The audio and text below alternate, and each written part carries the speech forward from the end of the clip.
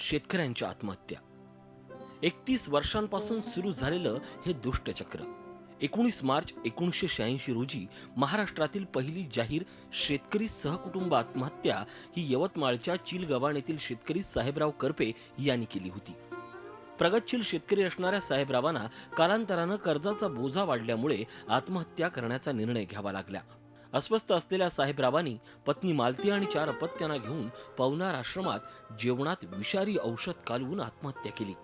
मृत्यूपूर्वी लिहून ठेवलेल्या पत्रात शेतकरी म्हणून जगणं कठीण झालंय असं नमूद केलं होतं. ते पत्र समस्त शेतकरी समाजाची दुःखद कैफियत सांगणारं होतं. साहेबराव यांच्या आत्महत्येनं सारा महाराष्ट्र हादरून गेला होता. या दुर्दैवी घटनेला 31 वर्ष पूर्ण झाली आहेत. शेतकऱ्यांची आज तागायत असलेली व्यथा मांडत रविवारी 19 मार्चला राज्यभर अन्नत्याग आंदोलनाची हाक देण्यात आली आहे. शेतकरी नेते अमर हबीब स्वतः चिलगव्हाण येथे उपोषणाला बसणार असून या आंदोलनाला सर्व स्तरातून पाठिंबा मिळतोय. आमचे वडील या मंत्र्याकडे जाय त्या मंत्र्याकडे जाय, महाराष्ट्रातल्या जवळपास सर्वच मंत्र्याकडे आज त्यांचं लिखाण काम करायचे ते, पण काही मदत भेटली नाही. 19 मार्च 1917 या रोजी महागाव येथे बस स्टँडला आंदोलन आहे आणि आंदोलनात सहभागी व्हायचं आहे आम्हाला.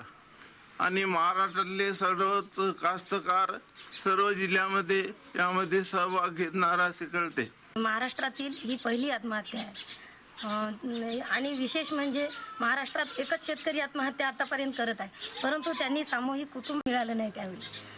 आताही बळीराजा नापिकी, कर्ज आणि सरकारी अनास्थेचा बळी ठरतोय. या पार्श्वभूमीवर देशभरातील शेतकऱ्यांच्या आत्महत्याविरुद्ध सहवेदना व्यक्त करण्यासाठी राज्यभर शेतकऱ्यांवर प्रेम करणारे सामाजिक कार्यकर्ते आणि सामान्य नागरिक रविवारी अन्नत्याग आंदोलन करणार आहेत.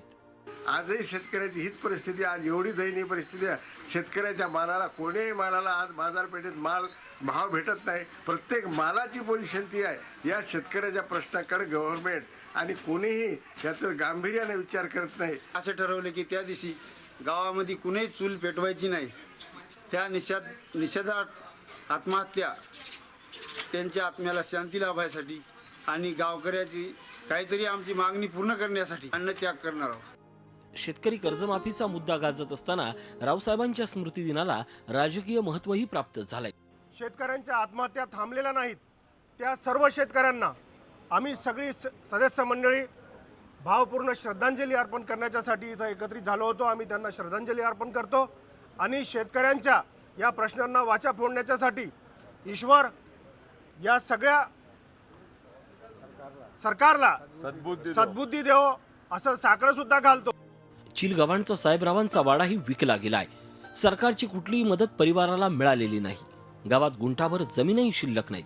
त्यांचे बंधू गाव सोडून गेलेत. रावसाहेब आणि त्यांचं कुटुंब हे राज्यातल्या शेतकऱ्यांची स्थिती दर्शवणारं प्रातिनिधिक उदाहरण. 31 वर्षानंतरही परिस्थिती बदललेली नाही, हेच इथलं भयान वास्तव आहे. मुंबईहून दीपक भातुसेंसह श्रीकांत राऊत, झी मीडिया, यवतमाळ.